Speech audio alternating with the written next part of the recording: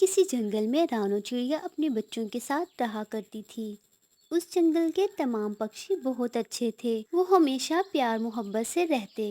रानो बहन, ये ले आम। ये मेरे मेके से आए हैं। बड़े मशहूर आम हैं ये। आम गुड़िया देखो, लूसी आंटी आम लाई हैं। दोनों बच्चे आम खाने लगते हैं। ये आवाज, ये टिक टिक की आवाज कहाँ से आ रही है? बाहर जाकर देखते हैं। रानू और लूसी बाहर आकर देखती हैं। वहाँ कुछ कौवे आकर घर बना रहे थे। आप सब कौन हो? हम दूसरे जंगल से आए हैं। क्या आप हमें बता सकती हैं कि भोजन कहाँ से मिलेगा? आप हमारे हमसाए हो, तो इसलिए आज रात आपको भोजन मैं दे जाऊंगी। रानू चिड़िया घर जाकर चावल साफ करने लगती है और खीर बनाने लगती है। कितनी स्वादिष्ट खुशबू आ रही है ना? हाँ भाई, मेरे तो मुंह से पानी आने लगा है। गुड़िया बेटा, जल्दी से बर्तन लाओ। गुड़िया बर्तन ले आती है और कौवे भी आ जाते हैं। वाह वाह, मजा ही आ गया खीर खाकर। कौवे खीर खाकर चले जाते हैं। जैसे ही रात गहरी होती है वो म्यूजिक लगा लेते हैं। म्यूजिक की आवाज इतनी तेज थी कि बच्चे डरकर उठ जाते हैं। मम्मा, कुछ नहीं हुआ मेरे बच्चे, सो जाओ। मम्मा, ये आवाज कहाँ से आ रही है? क्या किसी की शादी है? हमें शादी पे नहीं बुलाया। नहीं बेटा, शादी तो किसी की भी नहीं है। ये आवाज नजदीक से ही आ रही है। रानू चिड़िया बाहर जाती है। ये आवाज तो कौवों के घर से आ रही है। रानू दरवाजे पर दस्तक देती है, मगर कौवे तो अपनी ही धुन में नाच रहे थे। सब पक्षी उठकर बैठ जाते हैं। नींद खराब कर दी मेरी। सुबह हो जाती है, सूरज निकल आता है।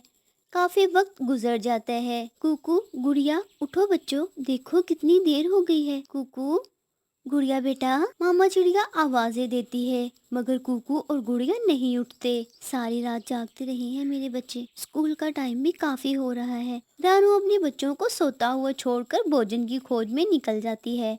वहाँ उसे मिट्ठू तोता मिलता है। रानो बहन, ये दुष्ट कौवे न जाने कहाँ से आ गए हैं हमारे जंगल में। सारी रात आराम नहीं मिला। ये तो आप सही कह रहे हैं, हमें इन कौवों से बात करनी होगी। मेरा भी यही ख्याल है। चलो हम सब मिलकर उनसे बात करते हैं।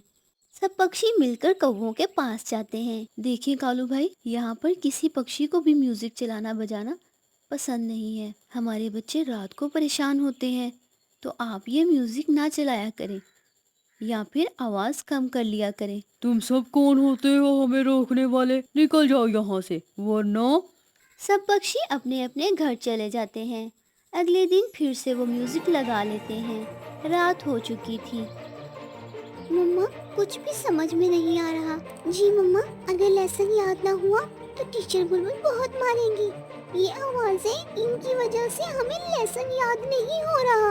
यूं ही दिन गुजरते गए। आखिर थक हार कर सब परिंदे जंगल छोड़ जाने का फैसला करते हैं। हम जंगल के दूसरे हिस्से में अपने घर बनाएंगे।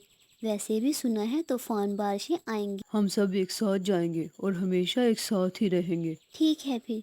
तोते भाई, आप भी अपना सामान ले लें। सब पक्षी शाम होते ही वहां से चले जाते हैं। कुछ देर बाद तेज हवाएं चलने लगती हैं। ये लो, सब बोतल पियो और ये स्नैक्स भी लो। चलो अब म्यूजिक चलाते हैं। म्यूजिक के बिना तो जिंदगी फीकी फीकी सी लगती है। हाँ हाँ, ये तो सही कह रहे हो।